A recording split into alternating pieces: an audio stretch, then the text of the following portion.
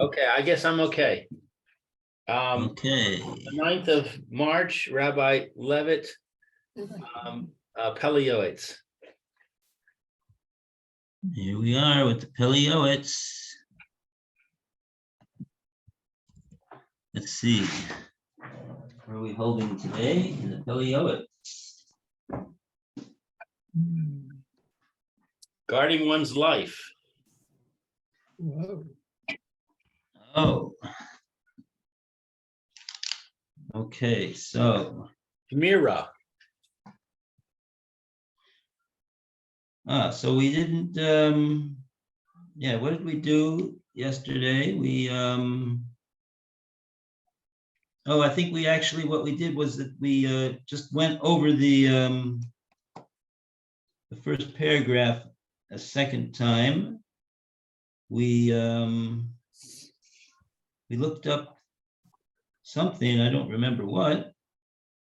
Anyway, so you wanted to do that Gemara in, that's what we did. We did this Gemara in, we did the Gemara in Brachos 32b. That Gemara we did. And we want to do this Gemara in Shabbos 32a about they subtracted from his merits. I think we did that, didn't we? Yeah, I thought we did that. I think we were discussing that actually when we ran out of time. Okay. Okay, so we're up to the next paragraph. Consequently. But I'd like to make a comment on that. The Shabbos, in Shabbos, one of the things that it does is it says, and where do we get this from? And it quotes the pasuk in Bereshis, where Yaakov Avinu is about to face Esav, and he says, Katanti, I have become small. And Rashi comments on that, and it seems to me, maybe we can look at that Rashi together. It seems to me that Rashi is saying that it's not that he ran out of merits. It's that he's afraid that he sinned.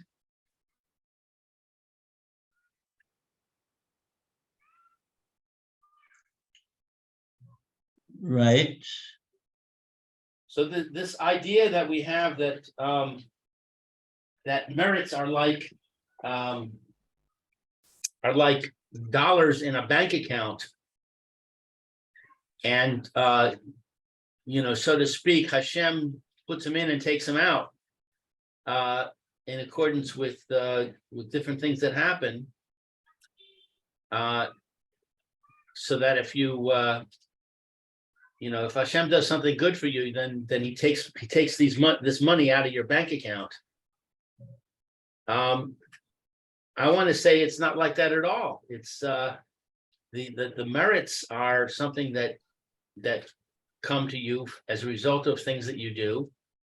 Like, for example, you give tzedakah, or you learn Torah, and the only thing that can quote take them away is if you sin.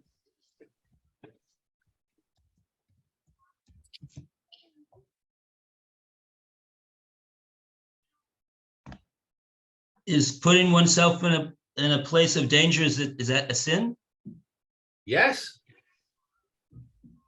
Okay. So I would say it's that you're sinning. You're doing something that Hashem says don't do. Right. And that is creating demerits, let's say, the opposite of merits. It's putting a space between you and Hashem. It's causing problems, and those problems are going to affect your ability to relate to Hashem, to be close to Hashem, your ability to benefit in Olam Haba from a connection to Hashem, etc. Yeah.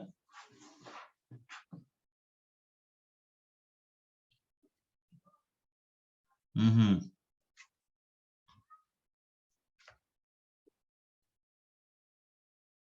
Okay.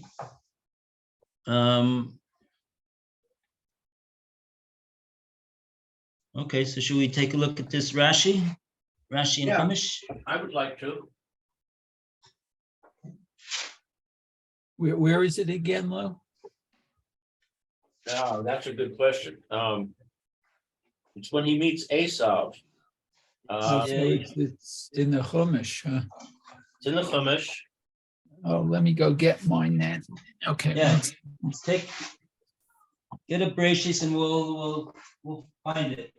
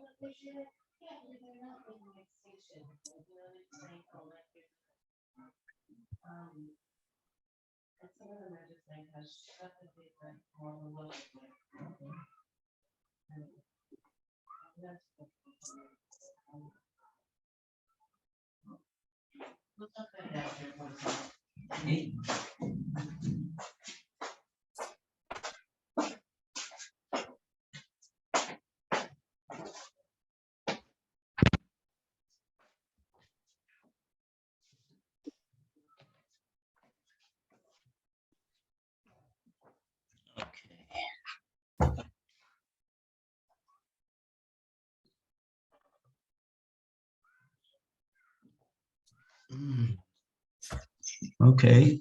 Generally, the best way to find something in the Chumash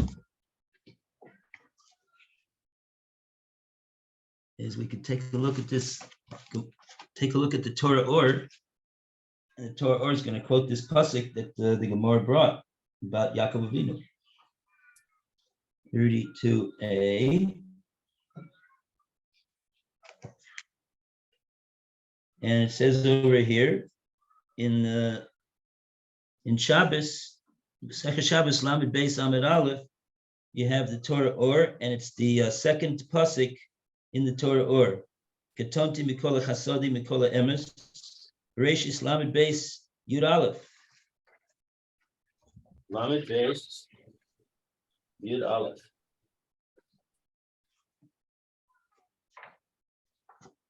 So it says, rescue me, please, from the hand of my brother, from the hand of Esau, for I fear him lest he come and strike me, mother and children.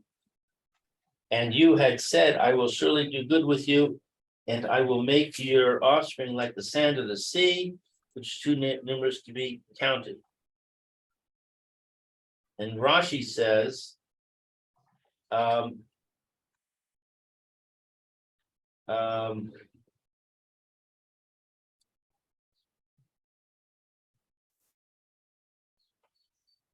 where is it now? It's Rashi Yud Aleph. Katonti Mikola Chasodim. I see. Okay, I'm sorry. I missed one pasuk. I have become diminished by all of your kindnesses. My merits have been reduced through the kindnesses and the truth that you have done me. Therefore, I am afraid lest, since the time you promised me, I have become soiled with sin, and it will cause me to be given over to the hand of Esau.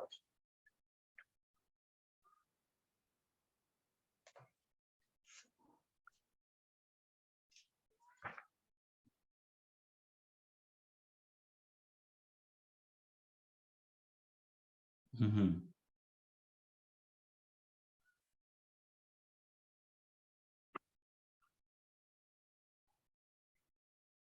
We quote Shabbos 55a in the footnote. It says, reduction of merits without sin could not have caused his death, for there is no death without sin and no suffering without transgression.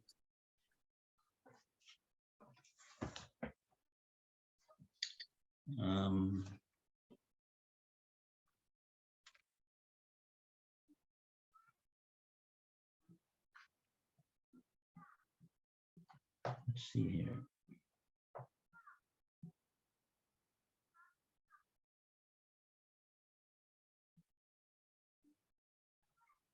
Ketonti. Nismatu, Rashi says, Nismatu skuyosai.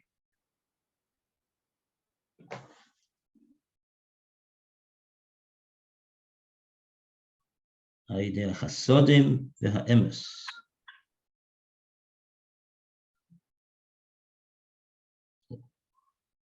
L'chein ani yorei shema v'shivtachtani hislachlachti v'chet v'yigromli limaser v'dei Esav.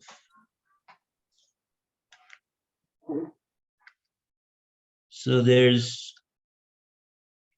two things that Rashi explains in this pasuk about what Yaakov Avinu said. First of all, he mentions that nismatu schuyosai, that my merits have been reduced through al-yidei chasodim, through the chesed, va'emes, and the truth that you have shasisa imi, that you have done with me. So first of all, his merits have been reduced. And then Rashi says, L'kach ani yorei, and for that reason I'm afraid, Shema mishahivtachtani, that even though you have promised me that I would come back to my father in peace, nis lachlachti v'chet, I have become soiled with sin. And because of the sin, I will be given over into the hands of Esav. So Rashi's explaining that Yaakov is mentioning two factors over here: reduction of merit, and also that Yaakov is afraid that he perhaps has done a sin. And on account of those two things, the promise that Hashem gave him will not be enough to save him from the hands of Esau.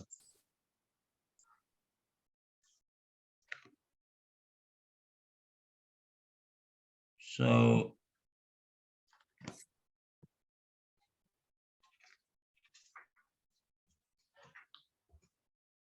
okay, that's basically what he's. So there's yeah.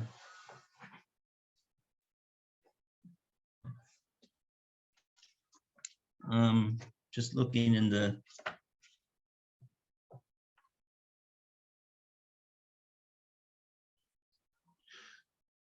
So okay, so what's the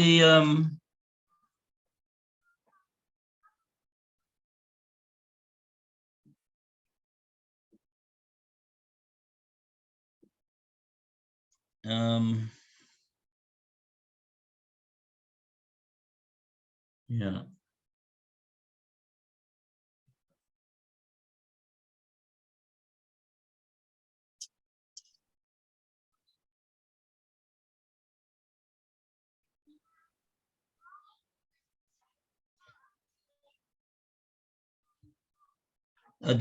Okay, so there's two things that Rashi's explaining are implied in Yaakov's statements. Rashi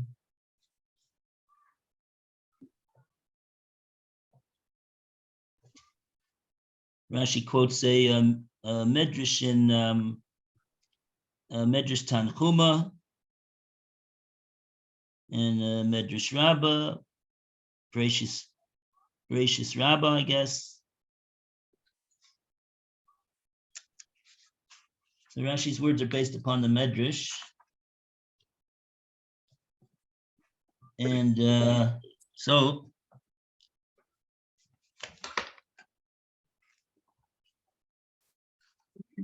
the Gemara itself, Lolamal Yamod Odom b'Makom Sakana Loy Masha Osin Lo Nes Shema Ein Osin Lo Nes Mimosin Lo Nes Menakin Lo Miskuyosa.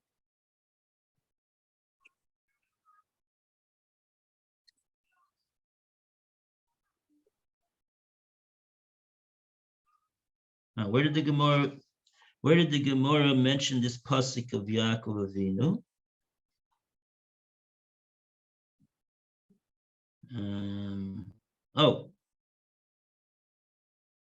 Rabbi Chanan, Mikra, what's the pasuk? What you just said? What's the source for that? And we quote this pasuk of Yaakov Avinu.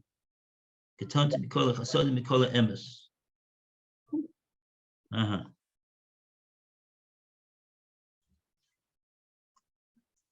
Okay, so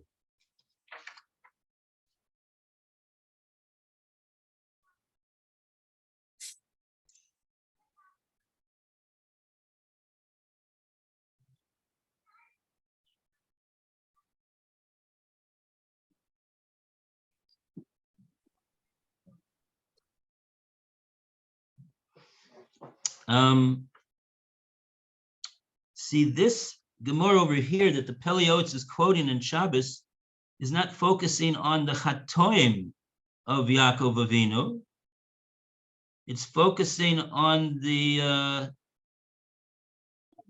fact that he says that his merits have been reduced based upon the chesed and the emes that Hashem has done with him.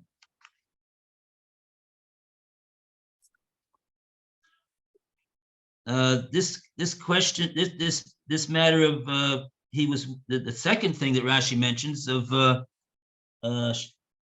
what the Gemara says in a different place, Shema Yigrom Achet. Maybe the Chet will cause him to be given over into the hands of Esau, and the Havtaka that Hashem made is not applicable. That's a different issue. So there's Roy's coming in. So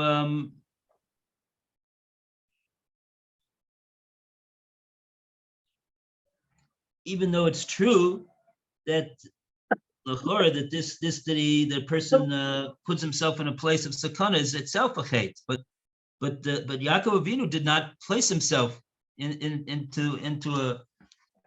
He was going home. He was going home. He wasn't.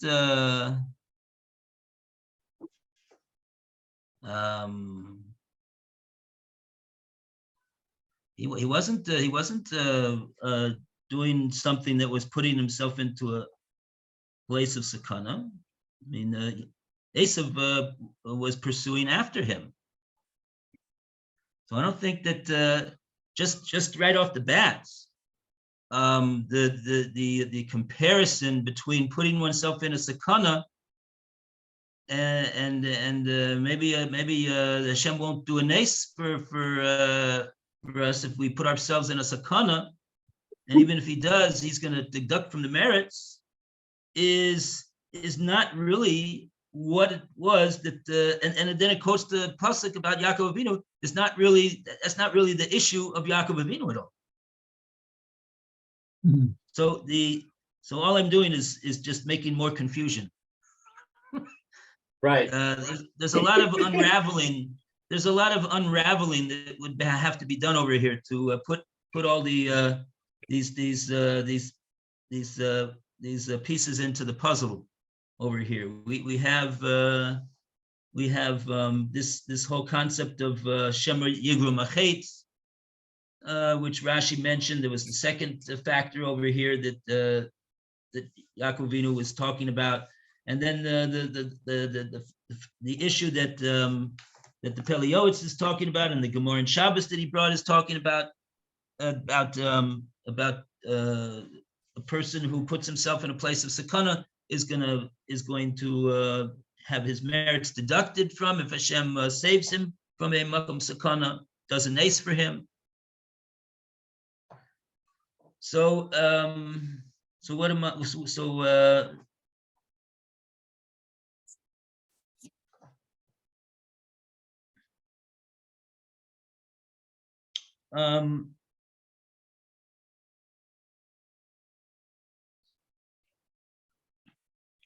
What we really need, what we would really need to do is to come to some type of an understanding of first of all, what when a person does a mitzvah, so he gets schus, he gets a merit. If he does an aveira, so what does that mean? Does that mean that the aveira extinguishes the schus that he has? That's question number one. How does it work? How does it work?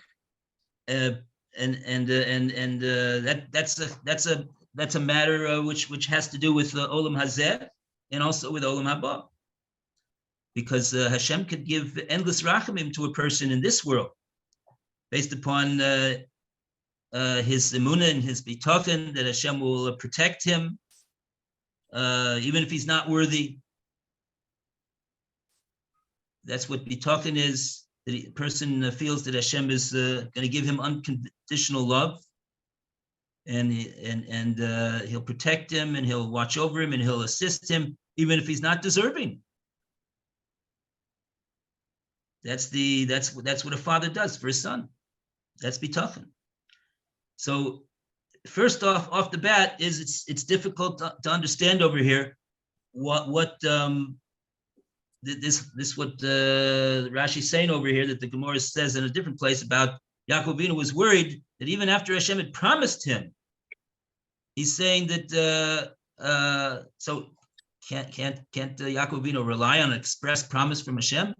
Yaakov Avinu doesn't want to rely on that promise. He says maybe he's done a chait, Shema, maybe he's done a chait, and therefore as a result of that, the tables are turned and the situation is different than it was before when Hashem made the haftacha. That's one issue over here that would need to be unraveled, and the other issue of course is this issue of deduction of the merits. What does that imply, and how does it work, and all of that. So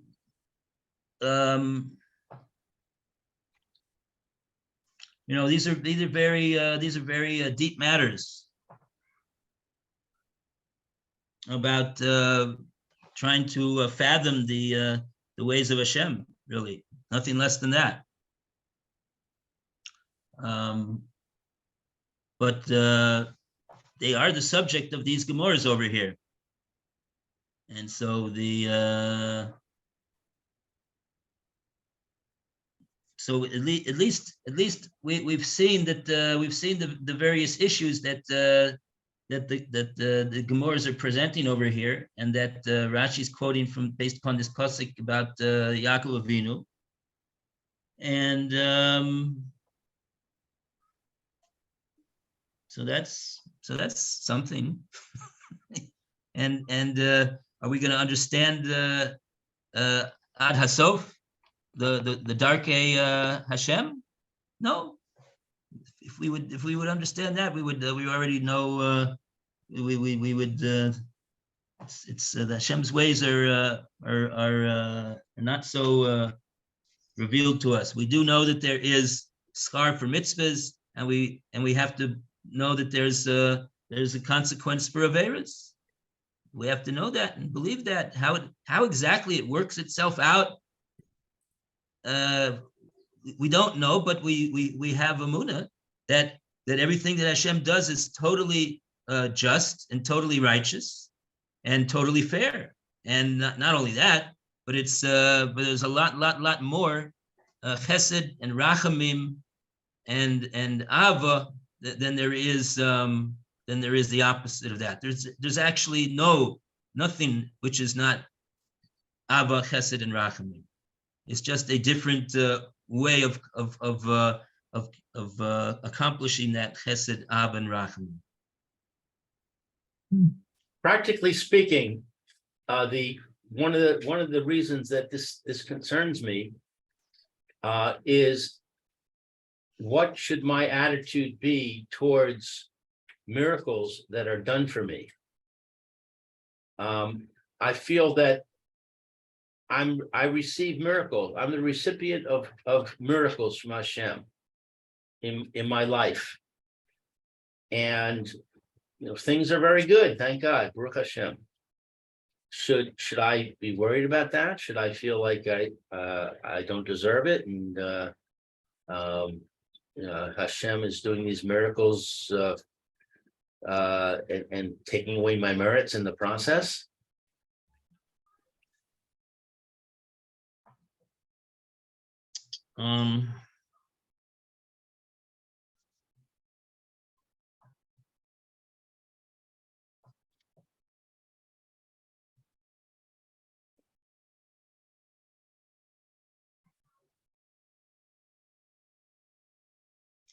Practically speaking, one has to recognize all the miracles and all the miracles that Hashem does for a person.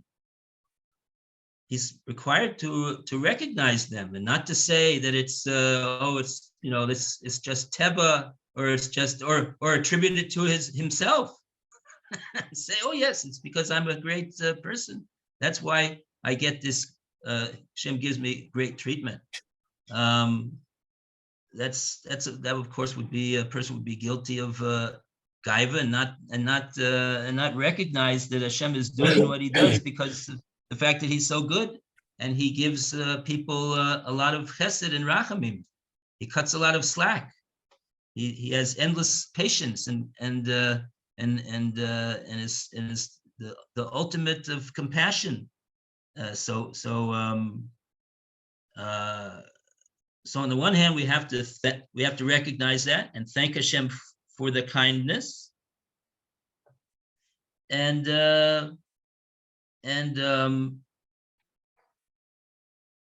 is what you're talking about. Should we be worried that we're using up all of our merits?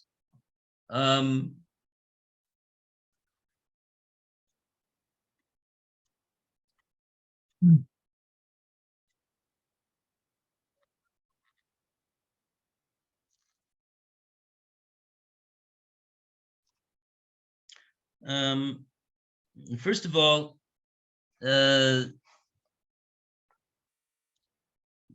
that's the Gemara in Kedushin that Hashem. I don't want to get into that Gemara over there, but there is a Gemara over there that says about how people who are Rishoyim, Gemurim, and Hashem knows that they're not going to do tshuva, so then he just pays them off in this world.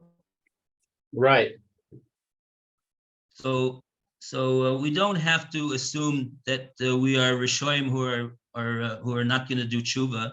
That's what we try to do. Every day we try to do tshuva. And then even if we fail and stumble and fall on our nose, we get back up and we say to Hashem, we're sorry, and we're going to try to do better next time. So every time we're not like that Gemara. So I don't think we have to be worried about that Gemara. And as long as we are, even if we may do an avera here and there, as long as we are working on trying to improve ourselves, that itself is called doing tshuva. So that Gemara is what we don't have to be scared of that Gemara. We just have to take action and make sure that we are doing our exercises to try to minimize the averas that we do and maximize the mitzvahs that we do. And again, to have bitachon in Hashem's kindness. That itself is a merit that is responsible for giving that in that schus a person could be zocheh to so much chesed and so much rachamim, even more and more than what he otherwise would deserve in the schus of bitachon. So that's our response to recognize that we're the recipient of tremendous chesed, like Yaakov Avinu did do. That's what he said. I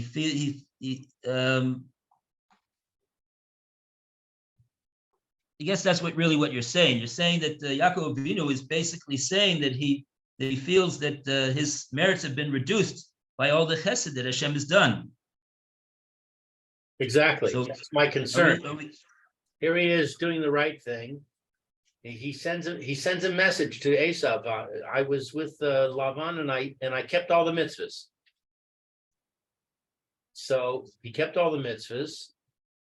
He worked hard, and he got a lot of benefits. So, lahavdil, I'm trying my best to keep the mitzvahs, and I'm getting a lot of benefits.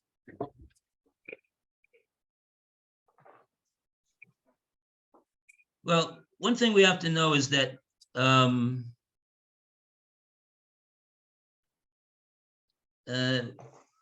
Avinu has gone down in history as one of the greatest tzaddikim of all time, of course, right? So at the end of the day, he didn't use up all of his merits.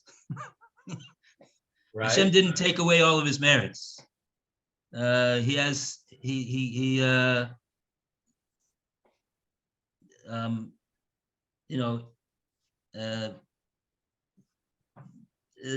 Avinu felt that it would have been.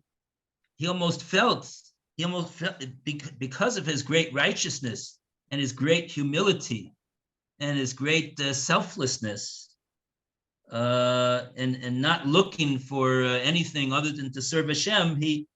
It would be his natural response to say something like this, that Hashem, you've done so much for me. It's like you've already paid me back for all of the you've paid me back. You've given me so much for the little that I've done. I feel like it must be that my merits would have to be deducted over here. So that's the feeling of Yaakov Avinu, based upon his great. That just shows us his greatness. But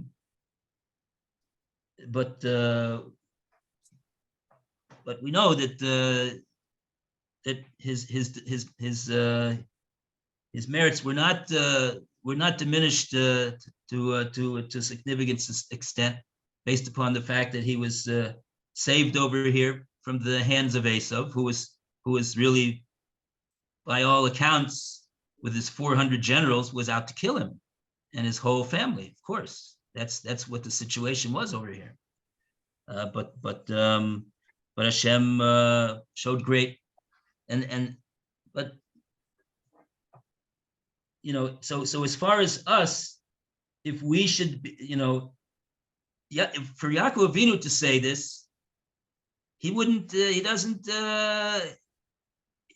doesn't break him. It doesn't get him too worried or nervous or anxious or aggravated to say such a thing. But for us to start thinking about such a thing would, I think, do that. And that's not a healthy attitude. To think that Hashem is some type of a dictator with a big stick in his hand, and if we're trying our best, and he's looking to get us and to catch us, that's not a healthy attitude. That's not the way Hashem looked. That's not the way Yaakov Avinu looked at Hashem. That's not the way he looked at it. That's not what he's saying over here. So one has to be very careful with what he takes out from these words of Yaakov Avinu.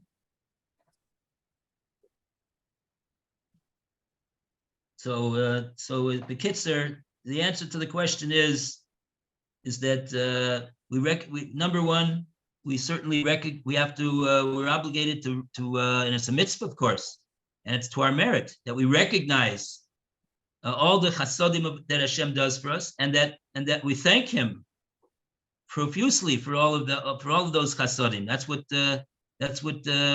our tefillas are for, in large part, and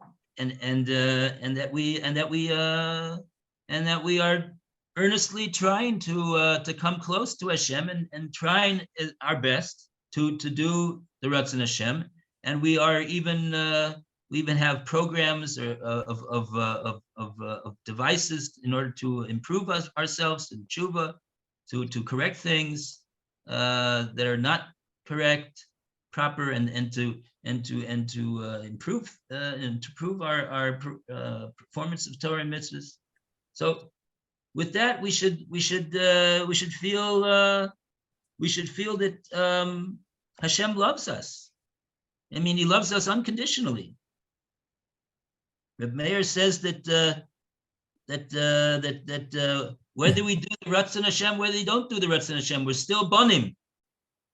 We're still a father. Hashem does, as far as Hashem is concerned, we're still His precious sons, and He's going to do everything for us. That's Reb Meir, and that's really what we saw from Purim. Even in the midst of Klal Yisrael doing all sorts of bowing to the pesel of Nebuchadnezzar and going to the Suda, not listening to Mordechai, and nevertheless Hashem was preparing the way for the salvation of the Jewish people. Even at the time that they had before they had done any type of tshuva, before they had done any type of great coming towards Hashem and prayer. It was all. So Hashem is constantly doing things with us. Here comes Alan. Fantastic! I didn't even send him a link today. There he is.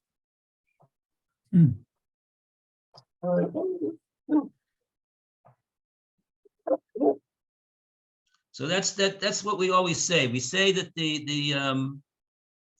the messages that we have to tell ourselves are the messages that are going to make us bigger and better and happier and healthier people, and like that, we're going to be able to continue with our avodas Hashem.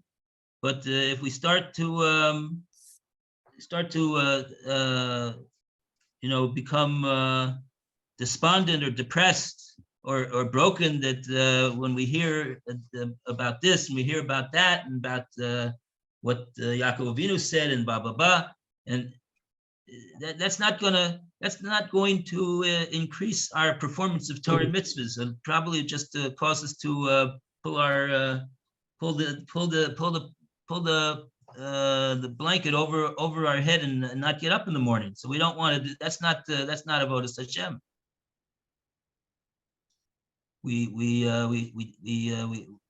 Hashem wants the heart, and we try to do the best that we can, and that's what we do, and Hashem sees that.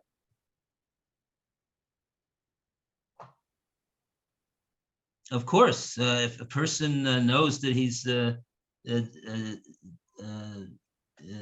guilty of a certain aveira, so of course he has to figure out how it is he's going to avoid that. The next opportunity, the time presents itself for him to have this soyan of this aveira, and he has to He has to. He can't just rely on the chesed of Hashem that Hashem will forgive him.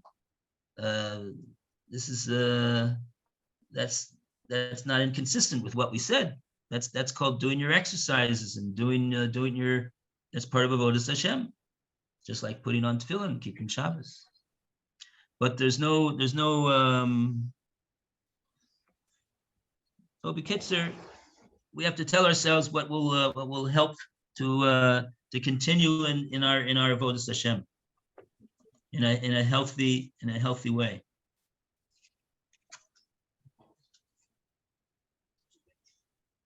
Okay.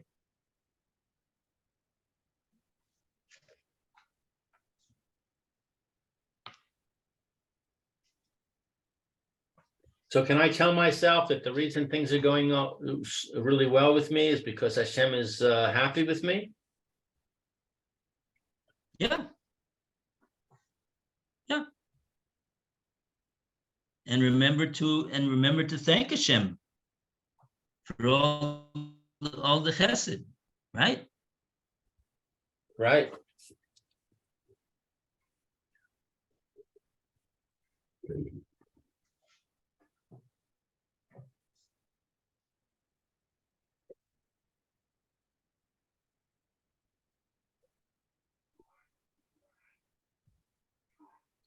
I'm back. Okay. Good morning, Alan.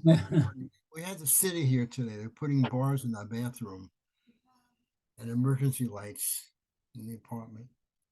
Oh, Yeah, that's great. It took up our morning.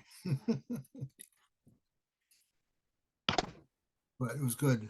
Okay, we're glad that you came. Well, Okay. I was over at the Penn Wow. house yesterday, Alan, and it really looks beautiful. So you have something to look forward to. What looks beautiful? Their apartment, the Tama is progressed greatly in their apartment, and it looks beautiful. In whose apartment is this? The Penns, Penn. Susan and Bernard Penn. Yeah, and we haven't spoken to her the last couple of days. Yeah, well, we were there for the Megillah reading, and that was just looked marvelous. Uh-huh. We had my grandson do it for us.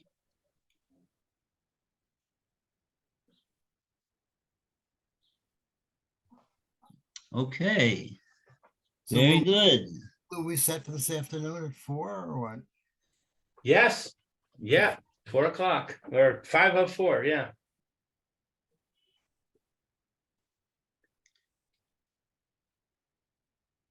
Okay, so let's see. Who would like to start off the bottom paragraph on page 342? Consequently.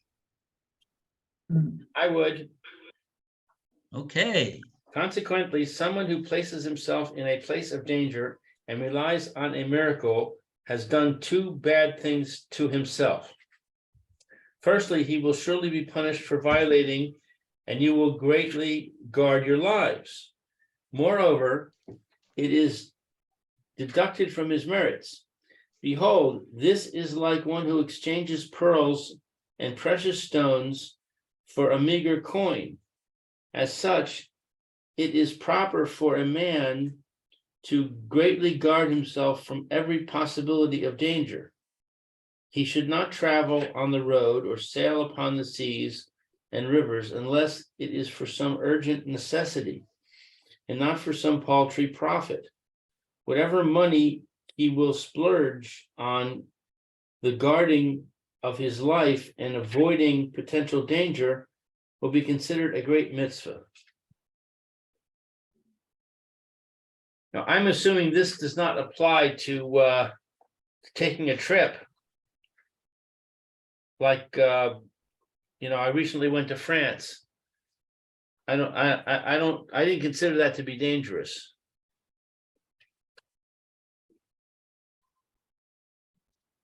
Yeah, right.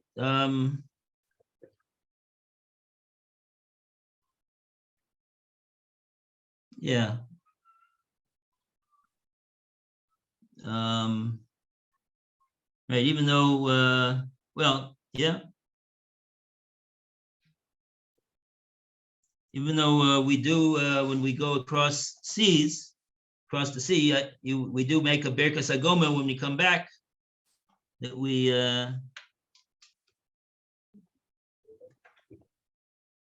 but yeah, to go on a, today, to go on a plane is not regarded, I don't think halachically, it's not halachically regarded as a dangerous thing, such that, you know, it's like what the Pele Yoetz is talking about over here. I don't know. I don't know. I don't think so. I don't think so.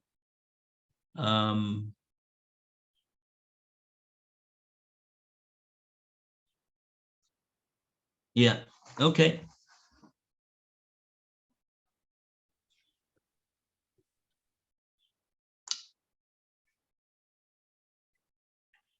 But yeah. Yeah. Okay. Next paragraph. We have 3 minutes. Next paragraph. When there is a plague in a city. Mhm. And a round of applause for page 342. Wow. Yay. Hooray. We go to Mayor, would you like to continue? Okay. When there is a plague in a city, heaven forbid, a person must fulfill the words of the sages from Baba Kama, who said, gather in your legs. In other words, stay inside or run away. His soul will be his booty. As it is said in Yeshayahu, conceal yourself for just a moment until the wrath has passed. A person who should not say, like the opinion of the foolish Muslims who say, it is written, if God will not protect a city, the guard watches in vain. And no one can be hidden from anger. Sorry. And no one can save a person from his hand, Daniel. However, they've inherited a lie because God commanded us, and you will greatly guard your lives. And it is written in Yeshayahu, go, my nation, come into your rooms. The answer for this I wrote above in the entry of Refuah. See there that there are 3 kinds of decrees, and we do not know which one applies to us. Therefore, we must do what is required of us, and God will do that which is good in his eyes.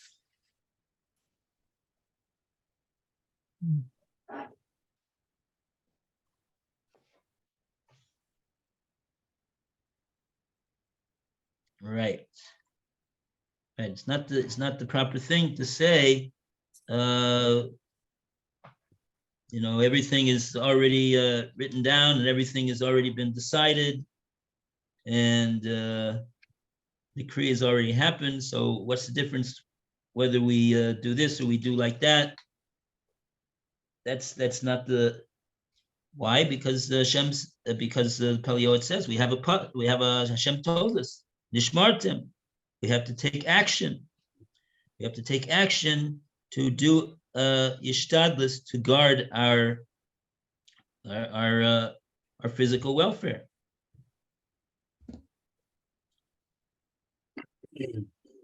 So he mentions this as in a matter of when there's a plague.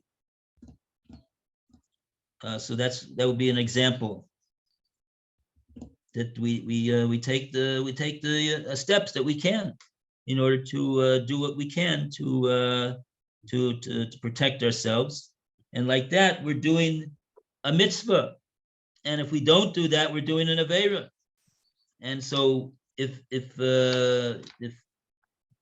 v'sholom,